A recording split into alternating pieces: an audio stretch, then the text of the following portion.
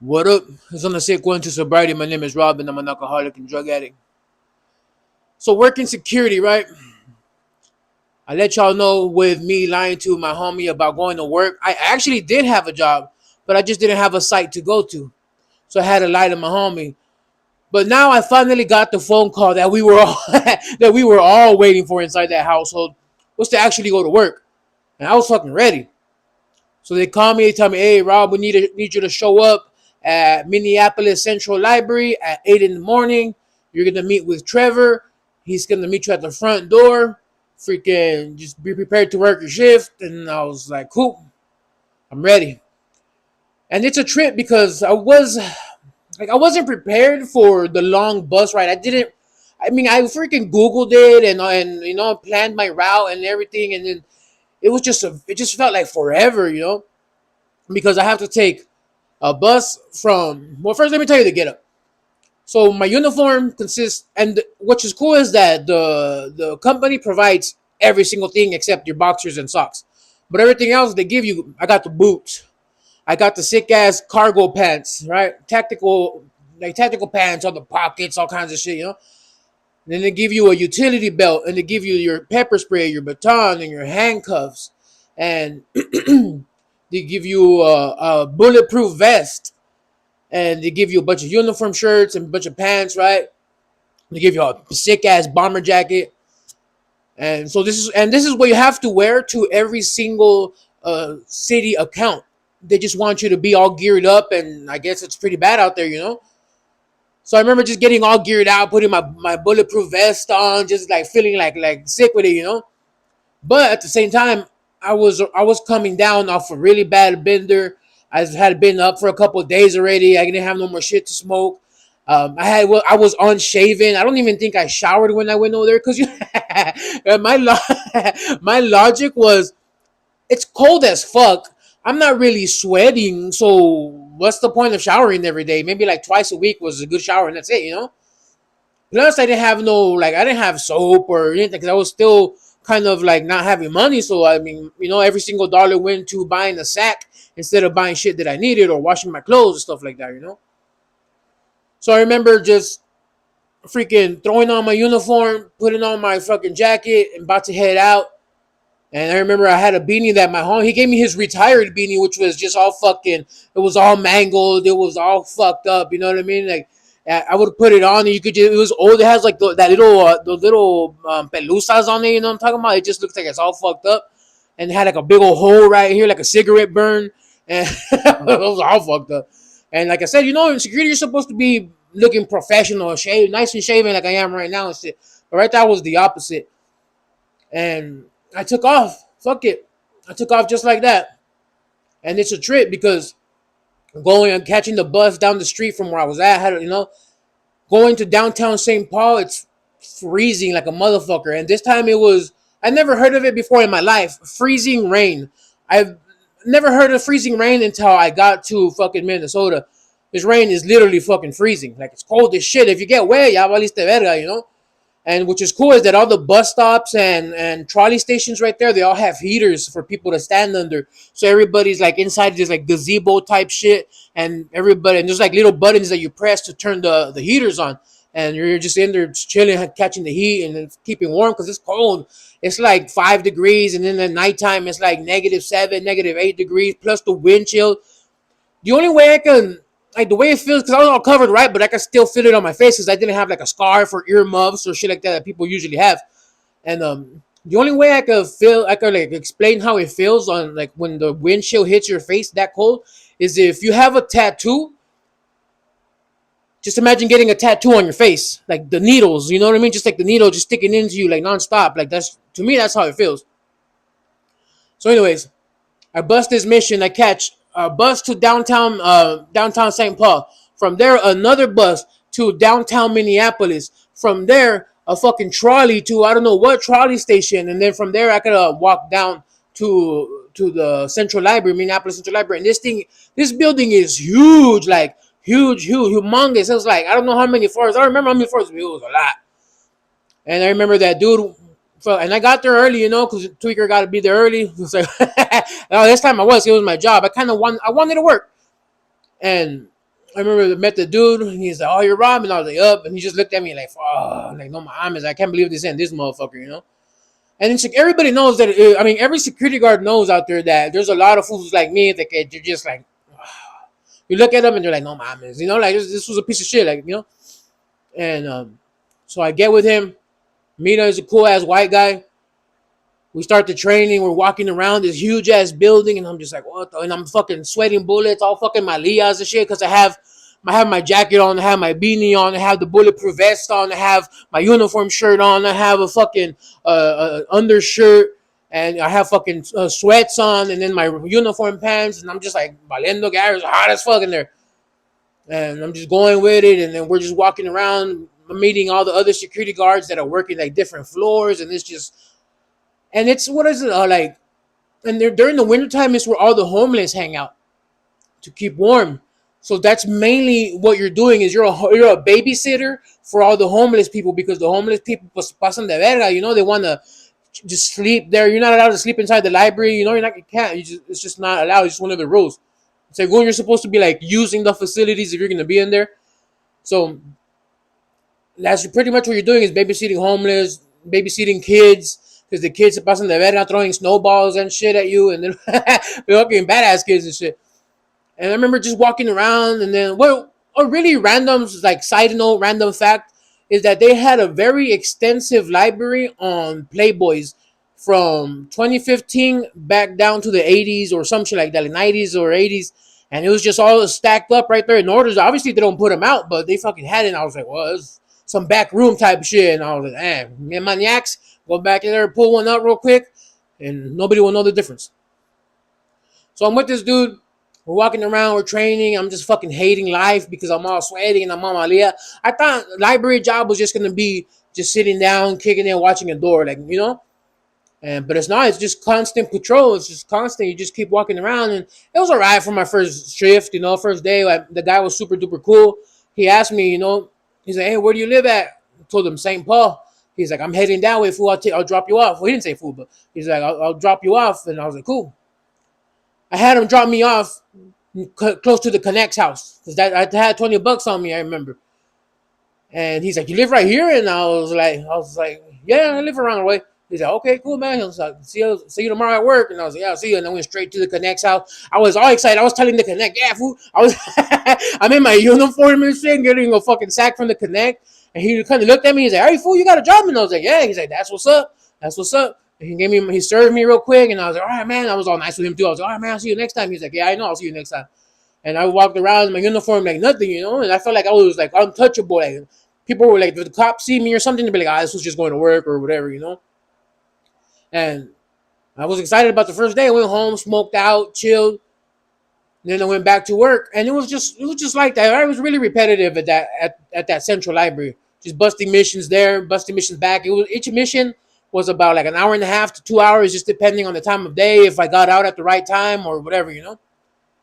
And then after that, they decided that they were my company decided that they were gonna let me loose. I didn't need no more training, and they were gonna give me my own library to work at.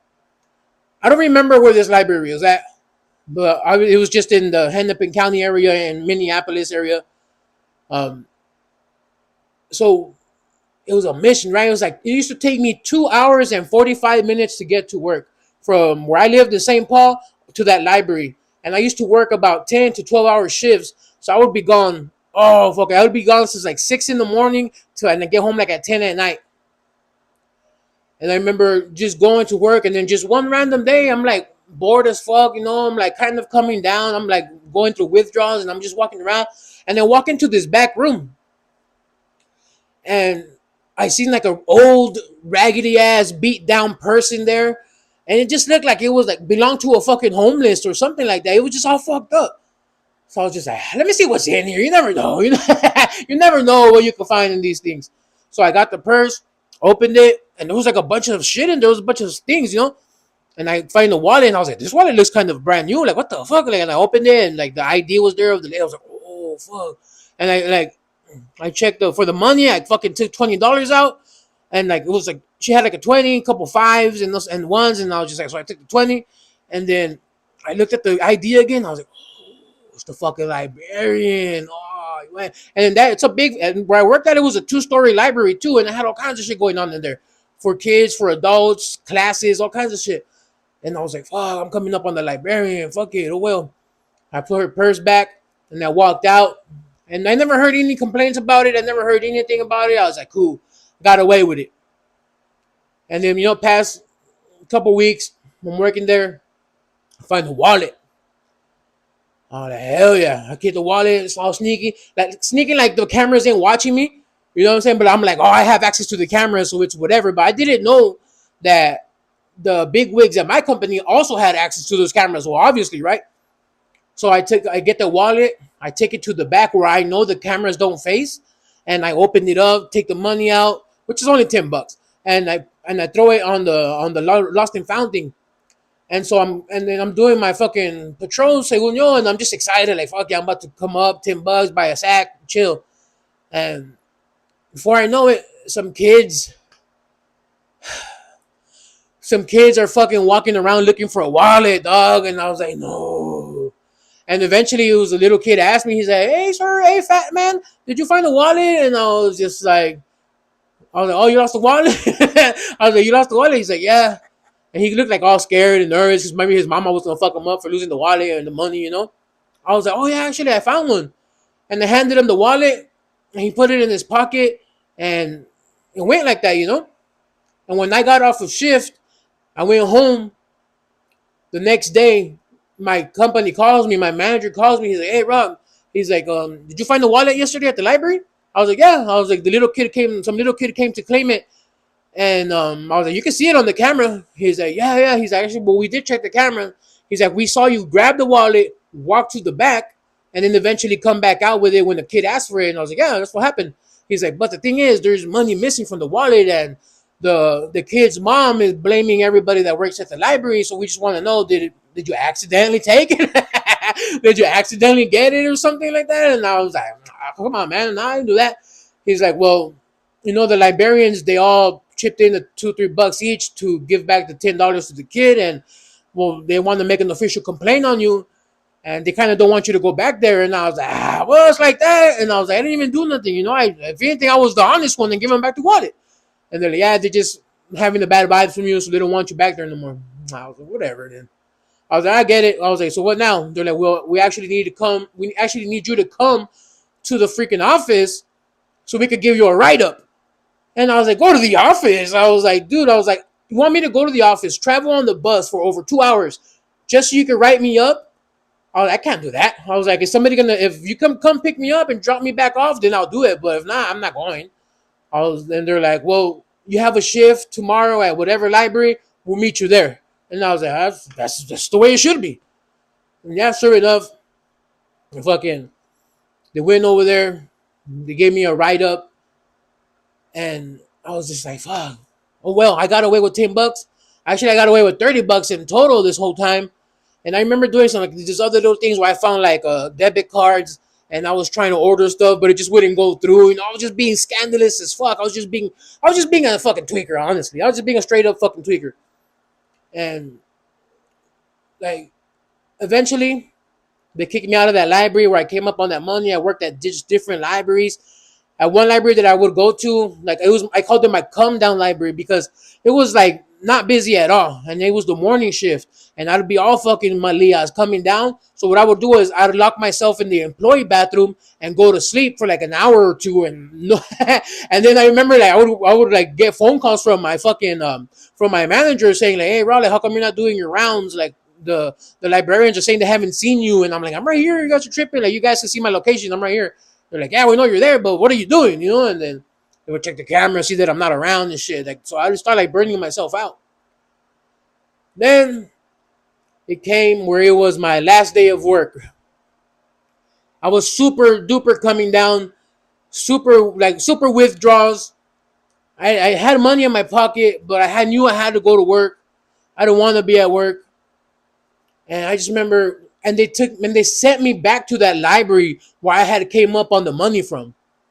So I was feeling even more off. You know what I mean? Like, oh, like these guys already have a bad vibe for me. They can't trust me. They're gonna be checking me. But Going through withdrawals, like me personally, when I went through withdrawals, I didn't give a fuck what anybody really thought about me. Like, I'm gonna go sleep, and that's what's happening. So I went. I remember clocking in, taking over the shift for the morning security guard, and I went straight up to the employee bathroom. Right, I remember. So right there, they give you walkie talkies, like they give you radios that are connected like citywide, right? Like whatever fucking frequency they have. And I'm saying that to say this, that when I was up there in the bathroom, I take off my utility belt and hang it, I hang it with the radio and all that shit. And I put the radio down so it wouldn't be loud because you could hear all the chatter and shit. And so I could pass out. And I'm like sitting on the toilet. And I guess, I don't know how long I was passed out for. It might have been 2-3 hours. But I guess they were calling me on the radio and I wasn't answering. Obviously, they were calling me because I was missing from my post. The librarians hadn't seen me in hours, so they didn't know what was up. And when I woke up right on time. Tweakers have that luck, dog. I fucking woke up right on time, put my fucking uniform back on and everything, and walked back out. And who rose up 2 minutes later is my fucking supervisor. And I'm just like, when you're fucking up and your supervisor rolls up, you're just like, come on, dog, what the fuck, fool? Like, it annoys you. And he rolls up and he's like, hey, Rob, we're trying to call you on the radio. You weren't answering. Like, what's going on? Where were you at? The librarians are saying they haven't seen you. I was like, dude, I've been right here. Come on, bro. Don't start with me. I've been here the whole time. They saw me come in. I've been here. And they're like, well, we'll try calling you on your radio. You don't answer the radio. So, could you mind if I check it out? And I don't know what the fuck happened or whatever, but the radio really was fucked up. And he tried checking it. He tried troubleshooting it. And it just wasn't working. He's like, your radio really isn't working. And I was like, I told you. And then he's like, okay, cool then. Like, it doesn't seem like it's big of a deal. And I was like, all right. He bounced. That's like in the morning at the beginning of my shift. And my withdrawal starts to get even worse. I'm starting to feel body aches. I'm starting to feel chills. Like, I'm feeling like bad, like hungover times 10. And I'm fucking ready to bounce, and I just can't I can't hang no more. I just can't. I call my connect and I tell him like, hey fool, what's up? Like, do you mind if I cruise over there? I'm about to get out of work. And he's like, yeah, come by. And I was like, all right. I was like, how do I get off of work? I was like, I know. I call my office and I tell them, hey, I was like, I'm having a family emergency. I gotta leave work right now. And they're like, wow, what's wrong? What's wrong? I was like, I was like, my mom just got in a car crash. She's hospitalized in the emergency room. I need to leave right now. And they're like, well, no, you need to wait for somebody to show up to relieve you. I was like, look, I don't have time for that. My mom's in the hospital. I'm just calling you guys. I'm not even asking for permission. I'm just letting you guys know that I'm already leaving. And the guy just hung up the phone on me, and I fucking bounced. And I went to the connect. I got high. After I got high, I was like, fuck, I should have stayed at work. I shouldn't have done this. I should have done that.